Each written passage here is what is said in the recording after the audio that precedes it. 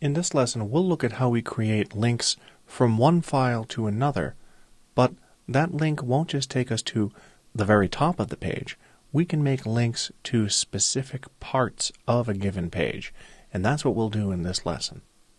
In the Project Files folder in Chapter 5, you'll find lesson_05_home.htm. Let's bring that file up in Firefox, or your default web browser. If you look at this file, it looks very much like what we've been working on before, but there's been a little bit more text added to our bullet points. The text image facts have been added underneath each of the bullet points listed here in this HTML page. And we can see that if we open lesson_05_home in our text editor on the Macintosh, and if I scroll down, I can see, and I'll just increase the size of this window a little bit so it's a little easier on the eye, that inside our list item, a simple break,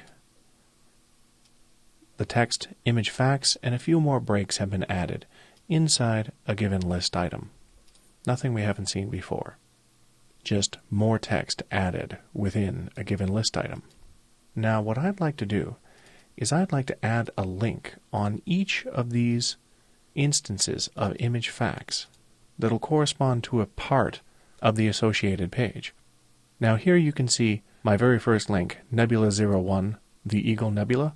If I click on that link, I can see the image, but if I scroll down to the bottom, a little bit more text has been added to this page. Simple facts about this image, courtesy of NASA.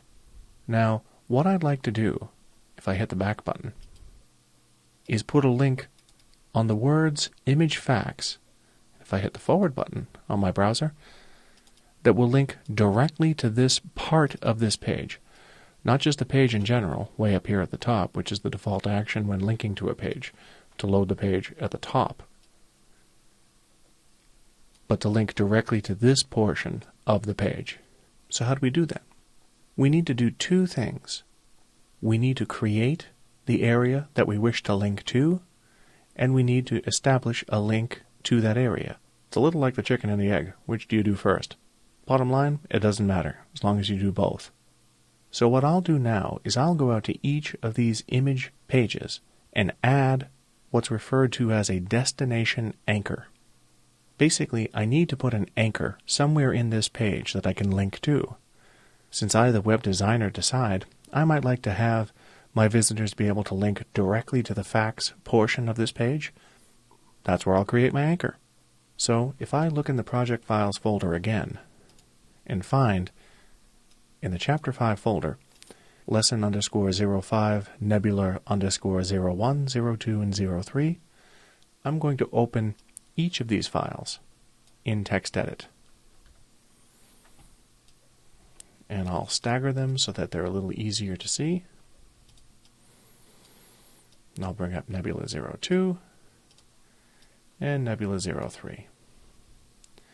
And I'll close down my folder windows because I've got too many windows open on this screen.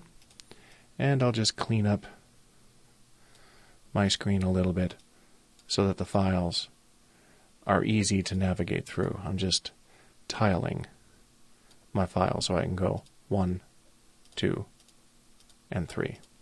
And I'll minimize my browser window too. So I'm not going to do anything with the home page for right now. I'm just going to tuck it away in a corner.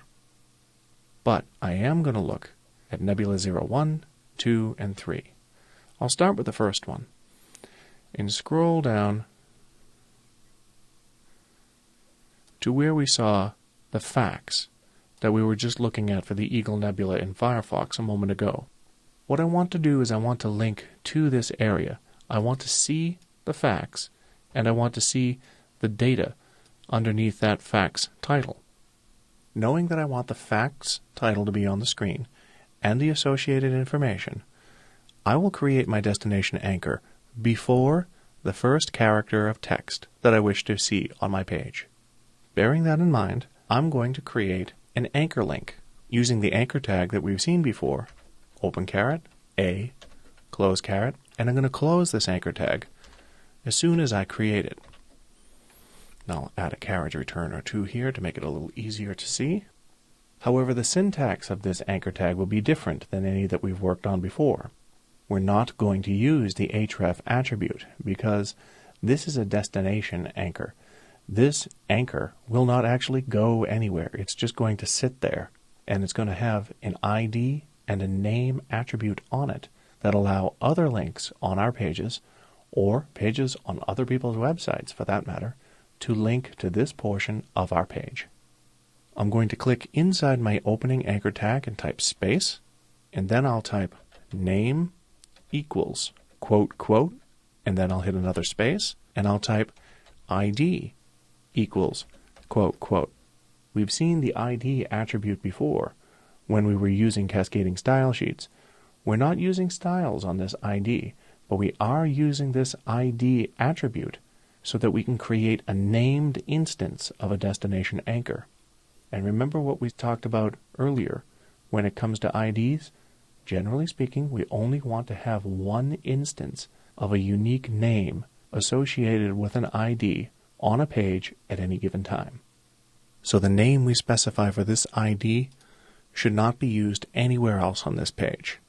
Now, since we're creating a destination anchor for the facts portion of this page, I'll name this ID facts, and I'll give the same name, facts, as a value inside my name attribute. The name attribute comes to us from previous versions of HTML. It will be retired at some point in the future.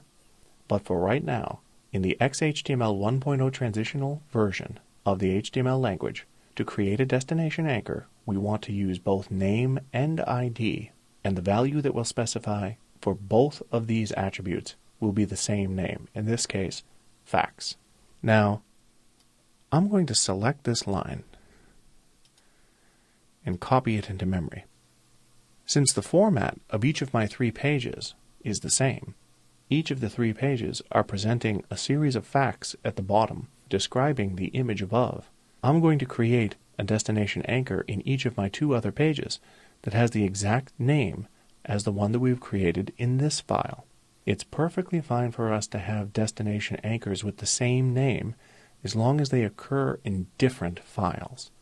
You don't want to have multiple destination anchors with the same name in a single file, but it's perfectly fine to have them with the same name in separate files. And in this case, it's desirable to have them with the same name because the page structure is the same file to file. So I'm going to switch over to my second Nebula image file, and I'll scroll down to the bottom of this growing web page, and I will locate the facts section, and I'll hit the return key on my keyboard a few times, and then from the edit menu I'll select paste to paste in that named anchor that we created a moment ago, and I'll click save, and I'll switch over to my third and final image file, and I'll scroll down once again and locate the facts portion of this page down by the bottom. And from the edit menu, I'll select paste or Command V, Control V on the PC, and click save. I don't think I saved the first file, so I'll save that as well. Now I have a destination anchor above the facts section in each file. Well, that's nice, but that doesn't do us any good unless we do something with it. So I have destination anchors. I essentially have 3 places that I can go. Now I need to go to those places. So I'll bring Firefox back up. And I'll back up to my home page. Now, what I'm going to do is add links on each of these blocks of text that read image facts, but I'm going to add another parameter to my link syntax to link to my anchor links. First, I'll go over to my opening, my first image facts text reference in my first list item, which we can see here in our web page. I'll switch back over to the HTML, and I'm going to add a link on these words, image facts. I'll start just by creating the opening and closing anchor tag around the words image facts. Then I'm going to add an href attribute as we've seen before, and the link to the file that we wish to go to, which is the exact same file name as specified in the link above, which I'll just type out.